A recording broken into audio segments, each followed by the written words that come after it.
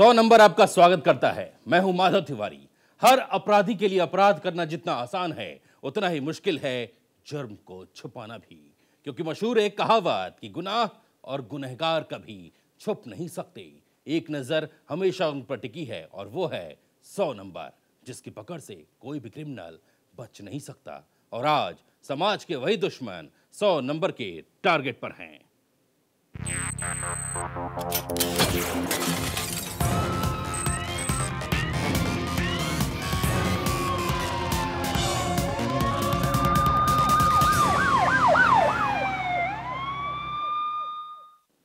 UP का वो कौन सा शहर है जहां शैतान नहीं बसते?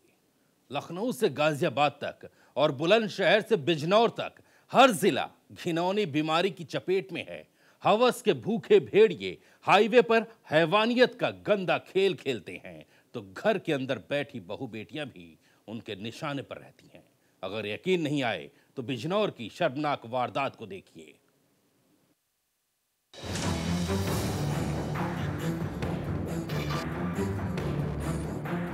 हमेशा ही अपनी मुस्तैदी का ढोल पीटने वाली यूपी पुलिस की नींद जब मीडिया ने तोड़ी तो सुध ली इस नाबालिग लड़की की।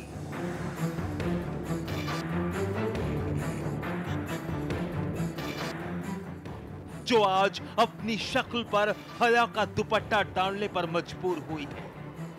ये लड़की खुद से हुई उस हैवानियत के सबूत देने के लिए 3 दिन बाद जिला अस्पताल आई है, जब कुंभकर्णी नींद में सोई यूपी पुलिस को जगाया गया। वरना तो पुलिस ने कोई गौर नहीं करना था और समाज के ठेकेदार इसकी इज्जत लुटने के बाद अपना फैसला सुना ही चुके थे। शर्मनाक वारदात का गवाह बिजनौर के थाना सेवहारा का चकशाहजनी गांव बना है। नाबालिग लड़की के साथ दरिंदगी 29 जुलाई के दिन अंजाम दी गई। हैवानियत का चोला पहनकर पड़ोसी जुनैद ने अपने साथी तनवीर के साथ मिलकर लड़की की इज्जत पर बदनुमा दाग लगा दिया। लड़की वारदात के वक्त घर पर अकेली थी। पड़ोसी जुनैद साथी तनवीर के साथ बदनीयती पाले लड़की के घर के अंदर दाखिल हुआ और फिर जमकर मनमानी की। इंसानियत को शर्मसार करते हुए लड़की से गैंग रेप किया। लड़की पोछा लगा रही थी घर पे दरवाजे में, तो उसको वहाँ से बुलाकर उसके साथ बलात्कार कर गया। माँ घर नहीं थी, उस रात ने बुलाया लोगों ने वहाँ से। उसने सोचा उसकी माँ होगी, इसी काम बुलाती रहती पड़ोस का मामला, तो उसने बुला कर अंदर जुगाड़ के तो बाहर से वो दुकान पर चला गया। दो चपत मारे लोगों ने फोन करके दूसरों को कुछ बताया। उन्होंने थाने में दो लोगों के नाम दर्ज करा दिया है। पड़ोसी युवक जुनैद और उसका साथी तनवीर हैवानियत अंजाम देकर फरार हो गए। गैंग रेप के बाद बदहवास लड़की दिन भर घर के अंदर ही सिसकती रही, मगर शाम के वक्त जब उसका परिवार घर लौटा और अपनी बच्ची से उसकी बदहवासी का सबब पूछा तो लड़की ने सारी आप बीती बयां कर दी। बेटी के साथ बलात्कार की बात सुनते ही परिवार सन्न रह गया, हंगामा मच गया। पीड़ित परिवार तुरंत गांव के जिम्मेदार लोगों के पास पहुंचा, बेटी से दरिंदगी की दास्तान सुनाई, लेकिन समझदार लोगों की समझदारी देखिए। आरोपियों को पुलिस के हवाले करने के बजाय पंचायत बिठाकर एक शर्मनाक फरमान जारी कर दिया। गैंग रेप करने वाले जुनैद और तनवीर को 5 जूते मारकर छोड़ देने का फैसला सुनाया गया, मगर जब गांव के कुछ लोगों ने पंचायत के शर्मनाक फैसले पर असहमति जताई, मीडिया का सहारा लिया और बात पुलिस तक पहुंचाई गई। मगर 2 दिन तक थाना सेवहारा पुलिस के प्रभारी राजकुमार शर्मा ने मामले को दबाए रखा और जब मीडिया ने पीड़ित परिवार की आवाज बनकर खबर को प्रमुखता से दिखाया तो बिजनौर पुलिस के आला अधिकारी नींद से जाग गए।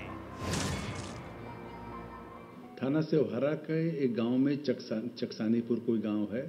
उस गांव में एक लड़की है, उसके पड़ोसी जुनैद नाम के लड़के ने और उसके एक सहयोगी ने उसके साथ गलत काम किया, जिसपे थाना सेवहारा पे एक अभियोग पंजीकृत कराया गया है 2 लोगों के खिलाफ। लड़की का मेडिकल कराया जा रहा है बाकी अभियुक्तों की गिरफ्तारी के लिए क्षेत्राधिकारी मौके पे गए थे, एसपी देहात मौके पे हुआ है और तत्काल उनकी गिरफ्तारी के लिए प्रयास किया जा रहा है कि मुलजिम गिरफ्तार हो जाए। शर्मनाक वारदात 29 जुलाई के दिन अंजाम दी गई थी और पुलिस ने 1 अगस्त के दिन मामला दर्ज किया। यानी मीडिया के जगाने के बाद पुलिस जागी। पहले तो थाना स्योहारा पुलिस ने कोई सुध नहीं ली और जब मीडिया ने जगाया तो मामला दबाकर बैठ गई। आलाधिकारी के आदेश पर कार्रवाई की गई। मामला दर्ज हुआ और पीड़ित लड़की को मेडिकल टेस्ट के लिए भेजा गया। आरोपियों की गिरफ्तारी का दंभ भरा गया है। एसपी साहब ने अपनी पुलिस की कार्यप्रणाली की तहकीकात का भी दावा किया है। पहले ये चूंकि ये घटना 29 तारीख की है, इस घटना के बारे में आज अखबारों में प्रकाशित हुआ तभी संज्ञान में आया है, इसलिए इस पे आज कार्रवाई की जा रही है। ये घटना थाना प्रभारी के संज्ञान में क्यों नहीं आई, इसके लिए उसके खिलाफ कार्रवाई की जा रही है और जो भी इसमें दोषी होगा उनके खिलाफ हम कठोर कार्रवाई करेंगे। तो पंचायत भी की गई थी, फैसला कराने का दबाव बनाया। पंचायत कोई ऐसी नहीं है, जैसे पंचायत होती है गांव में, कोई ऐसी पंचायत नहीं थी, लेकिन आपस में इन लोगों ने बातचीत करके ये तय किया था कि प्रकरण को पटाक्षेप कर दिया जाए। लेकिन चूंकि ये घटना हुई है, इसमें अभियोग पंजीकृत कराया गया और अभियोग पंजीकृत करा के कार्रवाई की जा रही है। एसपी साहब आरोपियों को 5 जूते मारकर छोड़ देने के पंचायत के फैसले से अनजान हैं और तफ्तीश की बात बोल रहे हैं, मगर हैरानी होती है यूपी पुलिस की कार्यप्रणाली पर और दुख उन लोगों के फैसले सुनकर भी होता है कि एक तो बहू बेटियां दरिंदों के हाथों अपनी आबरू गंवाती हैं और आरोपियों को सजा दी जाती है 5 जूते। ऐसे में सीधा सीधा सवाल यूपी पुलिस के इकबाल पर उठता है कि क्या खाकी अपना कोई अस्तित्व रखती है या फिर नहीं। Rohit Tripathi, Bijnor, national voice. कटघरे में खड़ी है यूपी पुलिस की कार्यप्रणाली और सवाल उठ रहे हैं कि आखिर पुलिस कैसे काम करती है, अपराधी कैसे खौफ खाएंगे खाकी से और सूबे में कैसे अपराध पर लगाम लगेगी। और हमारी इसी बात की तस्दीक करने के लिए बलिया से पुलिस की एक और करतूत सामने आई है, जहां खाकी ने फर्ज से मुंह मोड़कर वर्दी पर बदनामी के दाग लगाए हैं।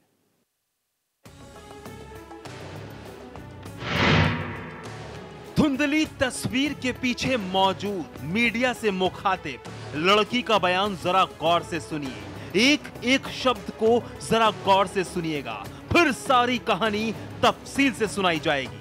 कितना पैसा मांगे हैं आप लोगों से? पैसा पुलिस कितना मांगे हैं? अभी तो रात में 5000 दिया गया था पुलिस को। हाँ, पीड़ित होने के बावजूद? हाँ। तो क्या एसओ साहब क्या कहे वो? हाँ बोले। और कितना मांगे हैं? अभी यहाँ पर जाने के बाद देखिए क्या रिप्लाई जवाब देते हैं। कुछ सुना आपने? पहले तो यूपी पुलिस ने मामला दर्ज करने के नाम पर बतौर रिश्वत 5000 रुपए लिए, लेकिन पैसा लेकर भी पुलिस ने साथ नहीं दिया। रिपोर्ट दर्ज करने की बारी आई तो जबरदस्ती हाथ का एक्सरे करवा दिया जहां चोट नहीं लगी थी। कमर पर चोट थी तो वहां का एक्सरे ही नहीं किया गया। और तो और मामला छेड़खानी और विरोध करने पर परिवार की पिटाई का था, तो यहां भी यूपी पुलिस ने चालबाजी दिखाई। छेड़खानी मारपीट के बजाय पुरानी रंजिश का केस दर्ज कर हाथ झाड़ लिए, मगर पीड़ित परिवार डरा नहीं, हिम्मत नहीं हारी, डटा रहा और मीडिया के जरिए इंसाफ की आवाज बुलंद की। पहले मेरा सबसे बड़ा बात, जहाँ चोट लगा है वहाँ का रिपोर्ट लिखाई गया नहीं है, जहाँ चोट नहीं लगा वहाँ मेरे हाथ में दर्द नहीं है, हाथ का एक्सरे हो गया, कमर में चोट है वहाँ एक्सरे नहीं हुआ। मतलब आपके परिवार के साथ आपका छेड़खानी हुआ, आपके साथ बदसलूकी हुई और पुलिस पैसा ली 5000 रुपया? जी हाँ। अच्छा, तो इस पे आप लोगों ने एसपी साहब से मिलेंगे, शिकायत करेंगे इसकी? जी जरूर करेंगे। लड़कियों का मान सम्मान इज्जत का बात है, हम जरूर करेंगे। हमारी जैसी लड़कियां बहुत होगी सर। लड़की का कहना है कि एसपी के पास जाऊंगी, बहू बेटियों के मान सम्मान इज्जत की बात है। हमारे जैसी लड़कियां बहुत होंगी जो रोजाना बदसलूकी बर्दाश्त करके मुंह तक खोल नहीं पाती होंगी।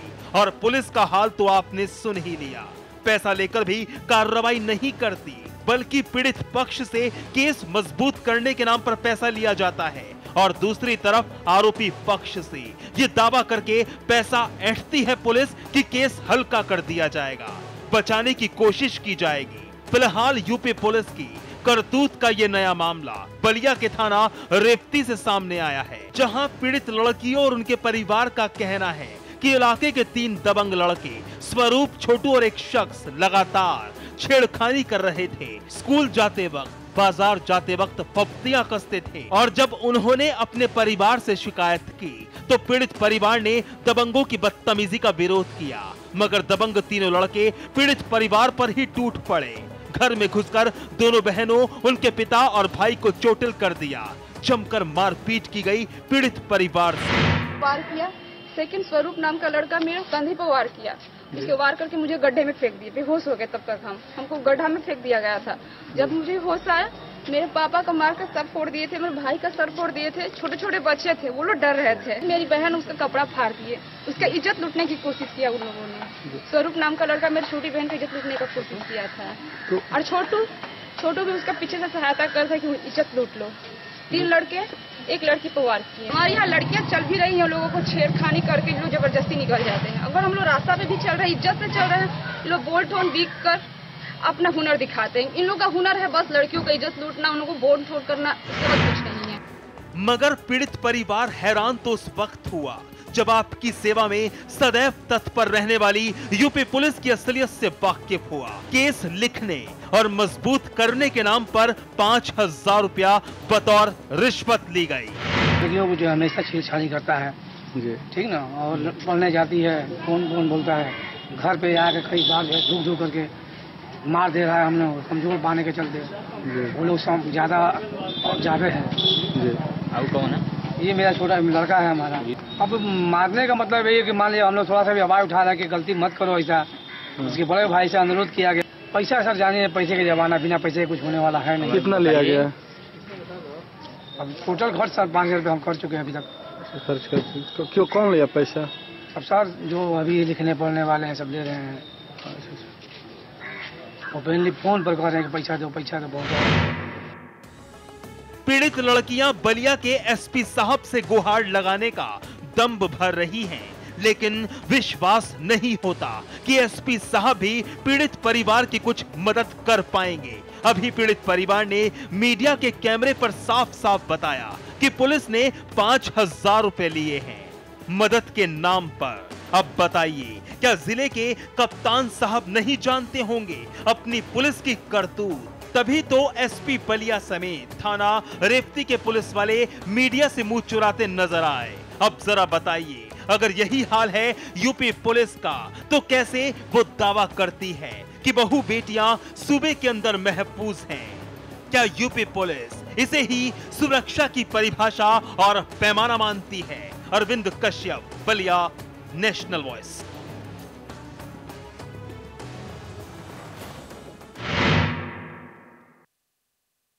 बिजनौर और बलिया की शर्मनाक वारदात देखकर तो यही लगता है कि बलात्कारी बेखौफ बन चुके हैं और खाकी से उन्हें कोई खौफ है ही नहीं। अगर होता तो शायद इंसानियत को झकझोर देने वाली एक के बाद एक वारदात अंजाम नहीं देते। दिल दहला देने वाली खबर उन्नाव से सामने आई है, जहां दरिंदगी का विरोध करना एक मासूम को बेहद महंगा पड़ा।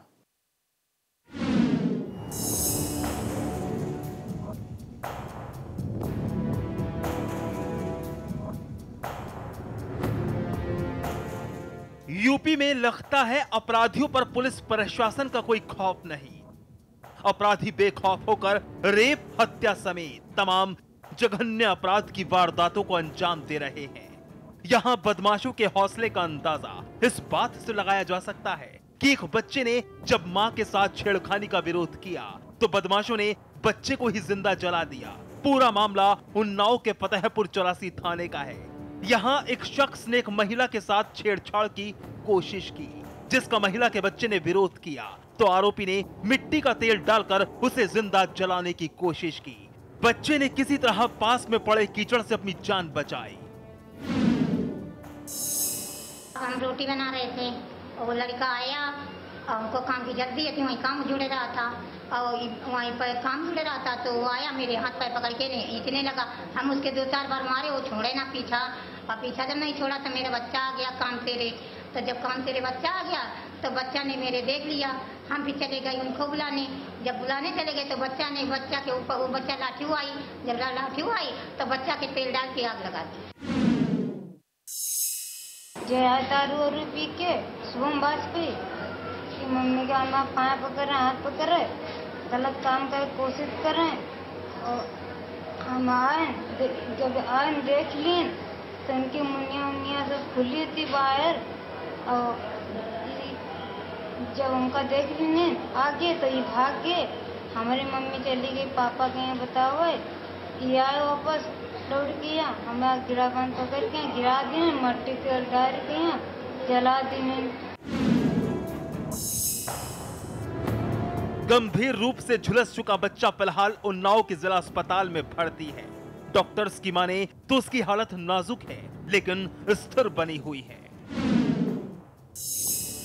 फतेहपुर 84 का हमारे अस्पताल में नाम का बालक है, 16 साल की लगभग उसकी उम्र है और बर्न केस है, वो लगभग 60% बर्न है। भर्ती है मरीज हमारे अंडर में, देखरेख की जा रही है। एंटीबायोटिक्स और आवश्यक जो दवाइयां हैं वो इनको यहाँ से दी जा रही हैं, उपचार चल रहा है। रेप की कोशिश और नाकाम होने पर बेटे को जिंदा जलाने की वारदात से इस घर का मुखिया आहत है। उसे समझ नहीं आ रहा कि क्या करे। पीड़ित का पूरा परिवार खौफ के साए में जीने के लिए मजबूर है। पीड़ित परिवार को डर है कि अगर अपराधी छूट गया तो फिर वो इनके साथ क्या करेगा, इन्हें नहीं पता। हमारी ये सुनवाई हो साहब, हमारे तक न्याय हो। हम गरीब आदमी, हम तो कुछ खर्चा भी नहीं कर पाएंगे साहब। और साहब ऐसे तो हम रोज मारे जाएंगे। कल ये हमारा लड़का फूंक दिया गया, आज कल हम फूंक दिए जाएंगे साहब। इस मामले में भी पुलिस प्रशासन पर लापरवाही का आरोप लगा है। पीड़ित परिवार और गांव वालों की माने तो थाने में ड्यूटी पर तैनात पुलिस कर्मियों ने इलाज करवाने की बात कहकर उन्हें अस्पताल भेज दिया, लेकिन मामला दर्ज नहीं किया। बाद में मीडिया में खबर आने और दबाव के बाद मामला दर्ज करते हुए पुलिस ने आरोपी को गिरफ्तार कर लिया। सूचना प्राप्त हुई तो तत्काल इसमें FIR दर्ज हुई 69/16। धाराएं इसमें 326, 354 और 452। उसके उपरांत हम लोगों ने टीमें गठित की और गिरफ्तारी के प्रयास शुरू हो गए। आज प्रातःकाल 6:30 बजे लवानी चौराहा के पास अभियुक्त की गिरफ्तारी हो चुकी है। भले ही पुलिस ने आरोपी को गिरफ्तार कर लिया है, लेकिन कानून के जानकारों की माने तो पुलिस ने आरोपी पर कमजोर धाराएं लगाई हैं। लिहाजा आरोपी को उसके जुर्म की सजा जितनी मिलनी चाहिए उतनी नहीं मिलेगी। मिट्टी का तेल डालकर जलाने का प्रयास के सीधे मतलब है कि हत्या का प्रयास है। इसमें पुलिस को गंभीरता से इस मामले को लेना चाहिए और कम से कम घटनाक्रम को देखते हुए धारा 307 IPC की लगना चाहिए और इनके खिलाफ कड़ी से कड़ी कार्रवाई की। हालांकि उत्तर प्रदेश के ADG law and order Daljeet Singh Chaudhary की माने तो आरोपी को किसी भी सूरत में नहीं बख्शा जाएगा। सीरियस मैटर है जिसमें बच्चे को लगभग 70% बर्न्स आई हैं और उसके बयान भी लिए गए हैं, गैंग डिक्लेरेशन भी दिया गया है उससे। अब ये मामला बहुत सीरियस है, इसलिए उच्च अधिकारियों द्वारा इसकी बड़ी नज़दीक पर्यवेक्षण में इसकी इन्वेस्टिगेशन कराई जा रही है। बहुत जल्दी नतीजे पे पहुंचेंगे इसमें। भले ही यूपी पुलिस अपराधियों पर कड़ी से कड़ी सजा दिलाने की बात कह रही हो, लेकिन सच्चाई ये है कि सूबे में अपराधियों पर कानून और प्रशासन का कोई खौफ नहीं है और वो खुलेआम रेप और जिंदा जलाने जैसी वारदातों को भी अंजाम देने से बाज नहीं आ रहे। आशु Tiwari, Unnao, national voice.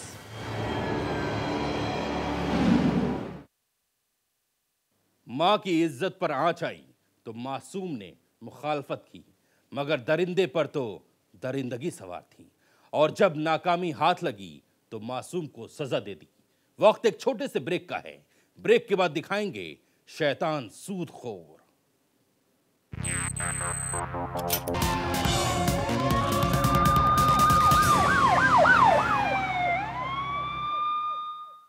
Break के बाद 100 नंबर में आपका स्वागत है।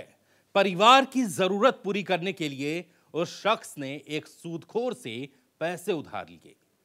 वक्त पर सूद तो चुकाता रहा, लेकिन असल नहीं उतार पाया और देखते ही देखते वो शख्स ब्याज के दलदल में फंसता चला गया।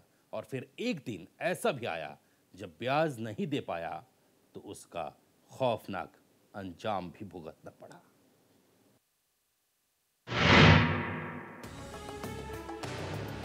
वो ब्याज में डूबा था परिवार की जरूरतें मुकम्मल करने की खातिर, लेकिन उसकी यही गरीबी उसकी जान की दुश्मन बन जाएगी, ऐसा उसने शायद सपने में भी नहीं सोचा होगा। एक तरफ सरकार देश से गरीबी खत्म करने की बात करती है, गरीबों को सुरक्षा देने की बात करती है, गरीबों को बेहतर सुविधाएं देने की बात करती है।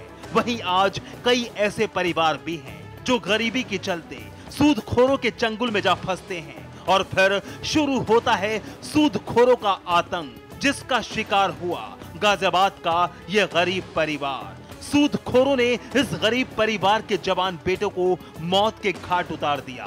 रोते रोते बेसुध हो चुकी इस बहन को देखिए, ये होश में आती भी है तो बेहोश होने के लिए। कातिल सूदखोरों ने इसके सिर से भाई का साया ही उजाड़ दिया, वो भी चंद रुपयों की खातिर, या यूं कहें मामूली ब्याज की खातिर।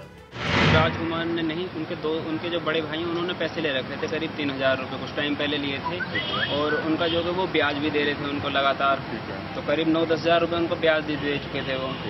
अभी हाल ही में वो आए, उनसे पैसा मांगा, उन्होंने ड्रिंक वगैरह कर रखी थी, तो उनके बड़े भाई से उन्होंने पैसा वैसा मांगा, झगड़ने लगे।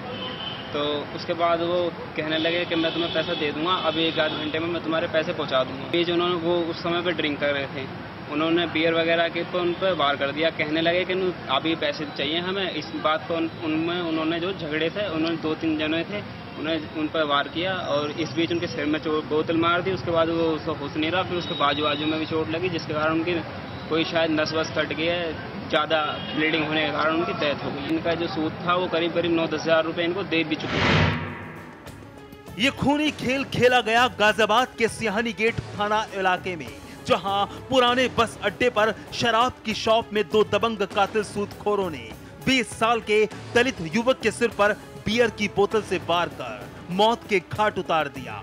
दरअसल इन सूदखोरों से मृतक राजकुमार के बड़े भाई ने कुछ दिन पहले मात्र 3000 रुपया ब्याज पर लिए थे और उस 3000 के बदले मृतक राजकुमार का परिवार करीब 10,000 रुपए दे चुका था। लेकिन फिर भी सूदखोर लगातार गरीब परिवार पर और रुपया देने का दबाव बना रहे थे। दबंग सूदखोर मृतक के घर आकर गाली गलौज और झगड़ा करते थे। 31 जुलाई के दिन 20 साल का राजकुमार अपने भाई नरेंद्र के साथ इलाके के दबंग सूदखोरों अंकुर और उमेश के पास गया था।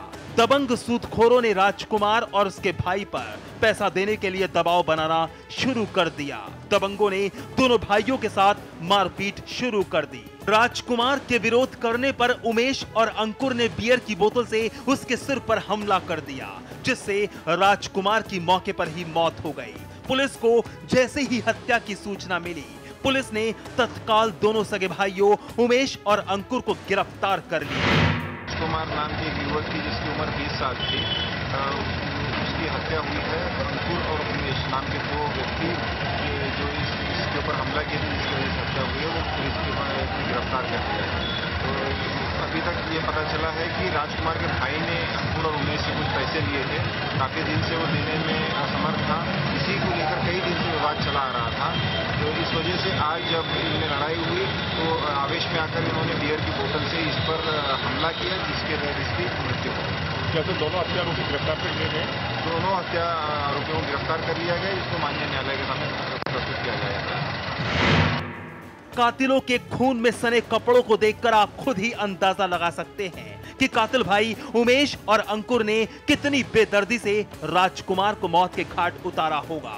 इससे पहले भी गाजियाबाद में सूदखोरों के आतंक के चलते कई आत्महत्याएं और हत्याएं हो चुकी हैं, लेकिन प्रशासन घटना होने पर ही कोई कदम उठाता है और फिर दूसरी वारदात घटने का इंतजार करता है। Shakti Singh, Ghaziabad, national voice.